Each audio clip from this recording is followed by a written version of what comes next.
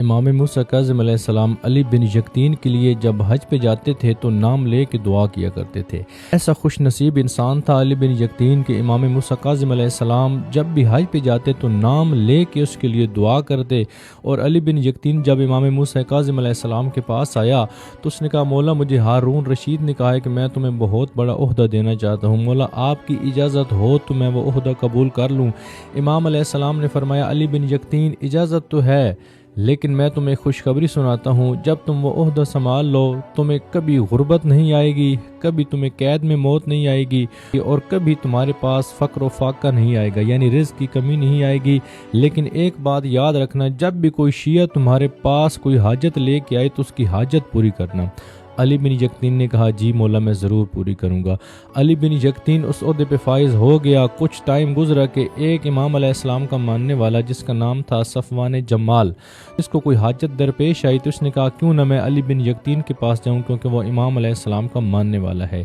جب یہ اس کے پاس گیا تو بغیر ملے ہی واپس آ گیا۔ ہو سکتا ہے کہ علی بن یقطین کے پاس وقت نہ ہو، نہ ملا ہو، یہ واپس آیا۔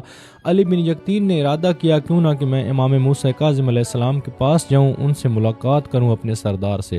جب یہ پاس آیا، دروازے پہ آ کے دق الباب کی تو امام علیہ السلام کا نوکر آیا تو اس نے کہا، علی بن یقطین امام فرما رہے ہیں کہ میں موسیٰ کاظم علیہ السلام تم سے ملاقات نہیں کروں گا۔ تو علی بن یقطین نے کہا کہ مولا سے پوچھو مجھ سے ایسی کون سی غلطی ہو گئی ہے کہ مجھ سے ملاقات نہیں کر رہے۔ تو امام علیہ السلام کا پیغام آیا کہ علی بن یقطین کو کہہ دو کہ اگر تمہارے پاس میرے شیعوں کے ملنے کا وقت نہیں ہے تو میں امام کے پاس تمہارے ملنے کا وقت نہیں ہے۔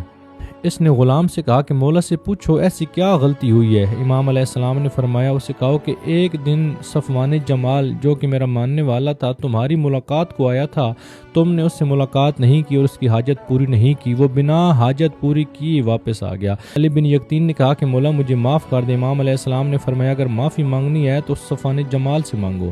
علی بن یقطین صفوان جمال کے پاس گیا اور کہا کہ مجھے معاف کر دو۔ اس نے کہا، میں نے تمہیں معاف کر دیا ہے۔ علی بن یقطین نے کہا، ایسے نہیں، میں ایک رخسار اپنا زمین پہ رکھوں گا اور ایک رخسار پہ تم اپنا پاؤں رکھو گے تاکہ میں امام علیہ السلام کو اپنا چہرہ دکھاؤں اور یہ نشان لگ جائے میرے چہرے پہ کہ آپ نے مجھے معاف کر دیا ہے۔